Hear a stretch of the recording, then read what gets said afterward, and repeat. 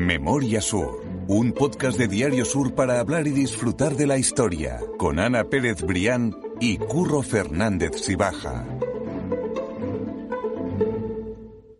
Hola Ana, ¿cómo estás? Hola Curro, buenos días. Vamos a dar un paseo por un nuevo tema que es uno de los más escuchados y de los que siempre la gente nos ha dicho que disfruta más, y es precisamente el origen de los barrios de Málaga. Sí, efectivamente, ya hemos tenido la oportunidad de pasear por Welling, de conocer el origen de un barrio singular como El Palo, y hoy nos vamos a adentrar en otro de esos barrios que si no nació como tal, pero sí ya está plenamente asentado en esa memoria colectiva del ciudadano y que además es un lugar de paso casi obligado por la zona este. Me ha llamado mucho la atención precisamente eso, que el origen no es como barrio como tal, pero ahora vamos a ir más a fondo con eso, porque hoy vamos a contaros cuál es el origen de la Malagueta.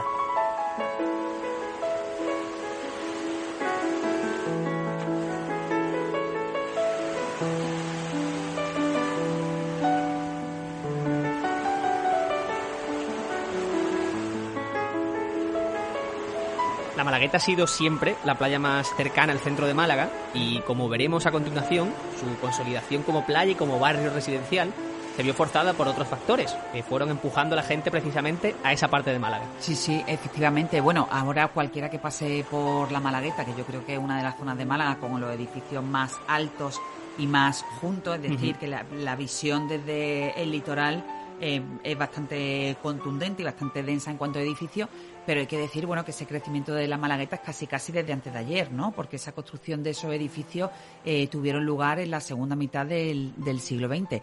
¿Y qué era antes el barrio de la Malagueta? Tú lo has dicho muy bien, era una de las principales playas urbanas de la ciudad y era un barrio marcado por el trabajo de los pescadores, de los marengos. Allí se desarrollaba también la tradicional saca del copo, que es un ejercicio tan malagueño, y también se asentaban pues muchas de la industria, parte de la industria azucarera y licorera que le dio fama a la ciudad en el siglo XIX. Por si alguien no lo sabe o se está sumando a este podcast por primera vez, siempre dejamos en las notas del podcast la referencia, las noticias en las que en el periódico, precisamente escritas por ti, se cuenta esta información.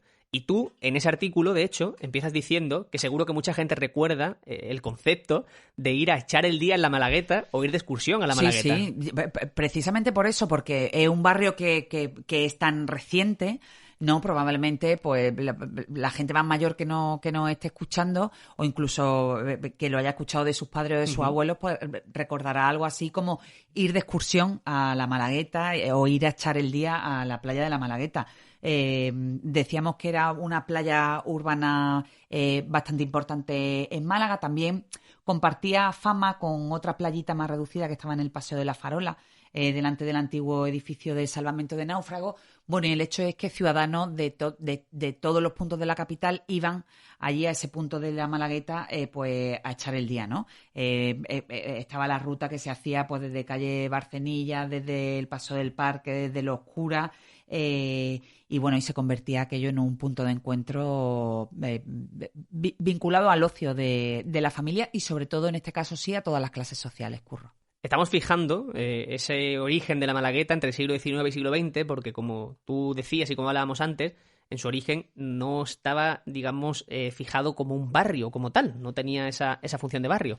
Pero lo primero que debemos saber es que eso, que al contrario que ocurría con El Palo o con otras zonas de Málaga, la Malagueta se fue desarrollando mucho más lentamente y fue acudiendo gente a medida de que se sucedían otros acontecimientos en torno a la ciudad.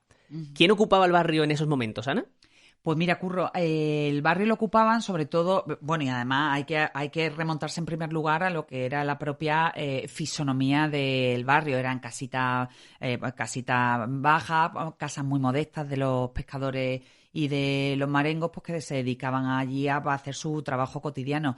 Incluso yo recuerdo en el artículo que escribí que encontré una foto deliciosa de una señora haciendo labores de costura en una de las puertas de esas casitas, ¿no? Siempre se habla mucho del sabor popular y del sabor marítimo de barrios como El Palo, ¿no? Incluso Welling, pero la Malagueta también, su origen y su germen está vinculado con el mar y con ese trabajo que hacía la gente de la mar, ¿no? Y de la pesca.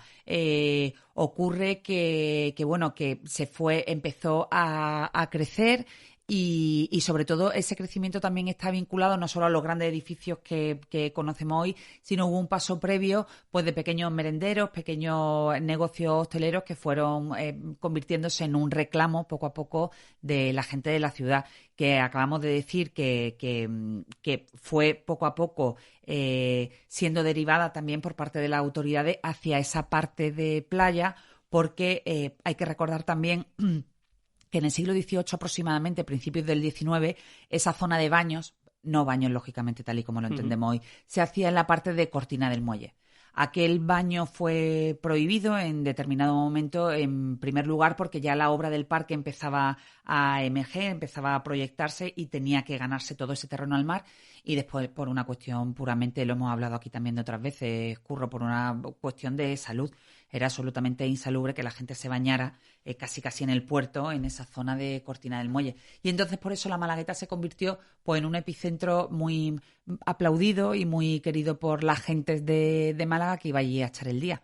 Porque también hay que tener en cuenta, y esto lo hemos comentado, por ejemplo, en el podcast que hicimos de balneario, que allí en la Malagueta estuvieron los balnearios, por ejemplo, de Apolo y de la Estrella, que posteriormente, que son el origen de lo que posteriormente serían los Baños del Carmen, ¿no?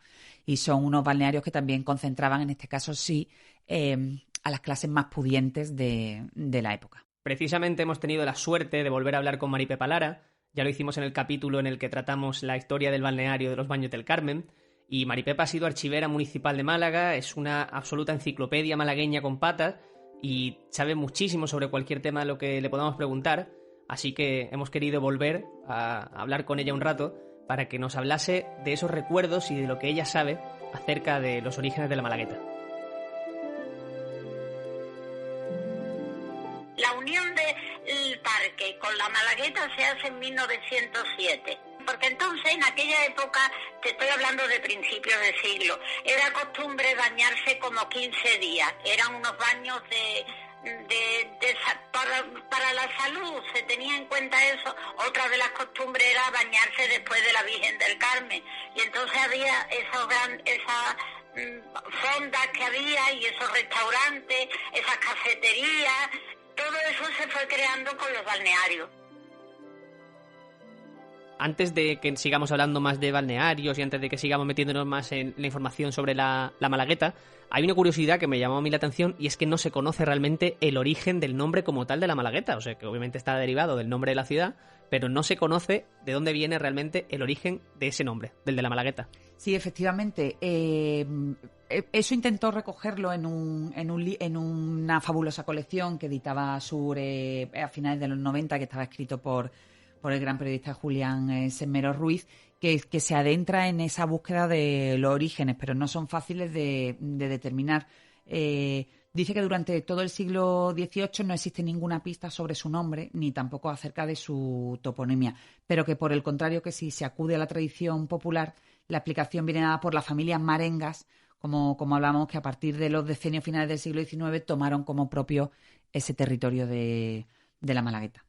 Eran los marengos quienes vivían en ese rebalaje, si no me equivoco, ¿verdad? Uh-huh. Que es toda esa zona enfrente del litoral, que vivían en pequeñas chabolas, en pequeñas casas, como decían, enfrente del mar, porque era su medio de vida. O sea, la Malagueta no era una zona residencial como conocemos a día de hoy.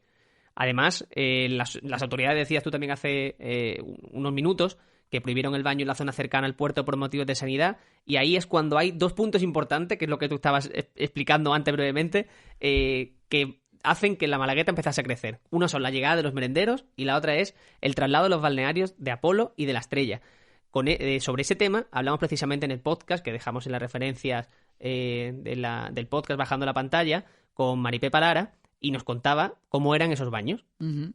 Sí, efectivamente, y cómo tuvieron que ser trasladados, primero por una cuestión de que ya el parque comenzaba a gestarse y estaban en la zona de Cortina del Muelle, allí lógicamente molestaban, y después también por un gran incendio que se desencadenó, eso lo explica muy bien Maripepa en uno de ellos, y que ella obligó a trasladarlo y a reconstruirlo en esa parte, iba a decir nueva, pero no es nueva del litoral como era la Malagueta. Allí el baño era muy curioso. Hablábamos de balneario, que fue absolutamente pionero en Málaga porque era la primera vez que se podía disfrutar de un baño al aire libre, a la luz del sol, pero los balnearios que fueron el origen de los baños del Carmen no tenían nada que ver. El baño se hacía por separación escrupulosa de sexo, mujeres a un lado y hombres a otro, y después se hacían en el interior, separados por unas grandes esteras, por una especie de cubos de agua que estaban en el interior y que además servían para calentar un poco el agua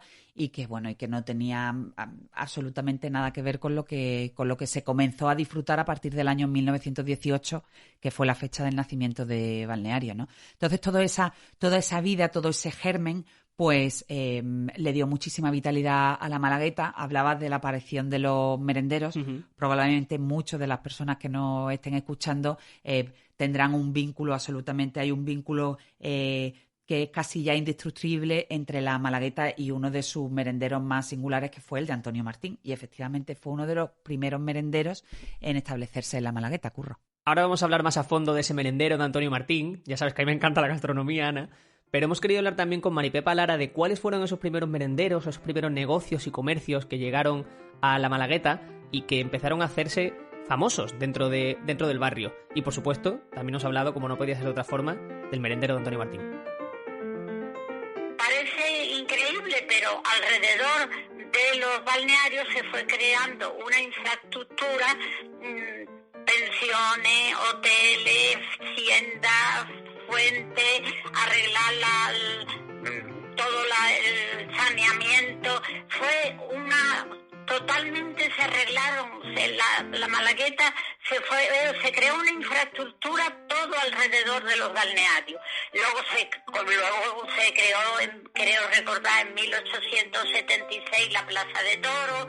En fin, de Antonio Martín no recuerdo yo que me llevaran nunca mis padres allí de pequeña, pero desde luego fue un restaurante icónico de Málaga, o sea, fue importantísimo, aunque se cree que incluso Alfonso XIII fue allí a tomar sardinas, aunque no esté probado, pero bueno. Luego también otra cosa importante fue la creación del Hotel Miramar en 1925. Eso le dio muchísima vida a la Malagueta también. El merendero de Antonio Martín, que su nombre original era merendero Coral, o merendero de la Coral, que yo no tenía ni idea, no sabía eso. Sí, porque Antonio Martín, bueno, la mujer de Antonio Martín efectivamente se llamaba Coral y en honor a su mujer pues le puso ese nombre. Antonio Martín era natural de Algarrobo y era un hombre humilde, trabajaba como en las licorerías de las bodegas Pries. Cerquita también. Sí, también muy cerquita, al final todo quedaba casi en el mismo territorio. Y bueno, a la muerte de su mujer ya decidió ponerle su nombre propio al merendero, bueno, que al principio, y además como se pueden ver en fotos de la época, no era más que una especie de chambao con un puñado de mesas. Hay otra foto deliciosa en el reportaje sobre la Malagueta que publicaba hace unos meses, bueno, ya creo que años, que es del 2018, que se ve a Antonio Martín, el original, con su hijo Álvaro en brazos a la entrada de su merendero. La verdad es que es una estampa bastante tierna. Y bueno, y ese lugar ya después posteriormente fue creciendo, pero se convirtió en un epicentro de esas familias que iban a pasar el día a la playa, y algunas de ellas aprovechaban para comer allí. El nombre al principio no se reconocía, era A. Martín, luego ya evolucionó a Antonio Martín, y prácticamente esa zona se conoce como Antonio Martín, más allá del propio restaurante, o sea que es una referencia absoluta de Málaga. Y además hay curiosidades como que ese crecimiento también está vinculado a las propias vías del tren. Muchos de nuestros oyentes también recordarán la inolvidable Cochinita. Entonces había un tramo de tren que dejó de utilizarse, sobre todo en la vía que comunicaba con el puerto, y que Antonio Martín aprovechó para ir ampliando su negocio con mesas y sillas sobre esas vías. De hecho, Julián Sesmero en el libro recoge una anécdota muy curiosa que dice que había personas que no sabían, que no tenían conocimiento de que esas vías del tren ya no eran útiles, ya por ahí no pasaba el tren, y que cuando lo veían aproximarse por otra vía de servicio, pues que corrían despavoridos y se generaban ahí escenas bastante curiosas. Oye, yo tengo que reconocer que no tenía ni idea de que el ferrocarril, de que ese tranvía que unía Málaga hasta incluso Vélez Málaga, se llamaba La Cochinita. No tienes ni idea. Así se llamaba. Y es un tranvía que es un tren, bueno, un servicio que es recordado con muchísimo cariño por parte de las generaciones más mayores, ¿no? Sí, a mí tengo oportunidad de hablar con mucha gente sobre los podcasts y sobre los temas de historias que publicamos, y no te puedes ni imaginar, Curro, la cantidad de gente que me pide que por favor hagamos la historia de La Cochinita. Bueno, pues así que bueno, desde aquí también nos comprometemos a que la haremos más pronto que tarde. Sería genial, desde luego que sí. Yo no lo sabía, me ha llamado mucho la atención. Hasta los años 50, la Malagueta fue un barrio marengo, como estabas tú diciendo, pero posteriormente ya fue desocupándose y se debió principalmente a que la población ya empezó a llegar a esta zona de Málaga, principalmente por la zona de calle Maestranza, ¿verdad? Sí, efectivamente, calle Maestranza sigue siendo el eje central de la Malagueta, pero ya en su origen ya comenzó siéndolo. Y ya a partir de ese momento, a partir de los años 50, 60, pues ya se comenzaron con los grandes proyectos urbanísticos que convertirían el barrio pues en el barrio con el skyline casi más elevado hacia arriba de toda la ciudad, ¿no? Para aquello ayudó mucho también, Curro, la construcción de la escollera, de la farola hasta el Morlaco, que permitió también que se ganara muchísimo terreno al mar con la arena. Sí, ¿no? porque esas playas, las de la Malagueta que conocemos a día de hoy, no tienen nada que ver, solamente tienen que verse en las noticias, en las imágenes de la noticia que vamos a compartir, en las notas del podcast, que son de verdad calitas muy pequeñas, incluso más pequeñas que las del Palo que conocemos a día de hoy. Aquellas playas no existían como tal, y además ya te digo que en toda esa franja litoral estaban salpicadas todas esas casitas de los marengos y de los pescadores, cuya expropiación se convirtió en un tema administrativo bastante arduo, porque había que expropiar mucho. A muchos de ellos le dieron viviendas sociales, pero lógicamente los marengos y los pescadores se resistieron con uñas y dientes, porque aquello formaba parte de su vida, ¿no? Claro. Allí incluso había asentadas varias generaciones que habían podido sobrevivir a partir de ese trabajo con la mar, ¿no?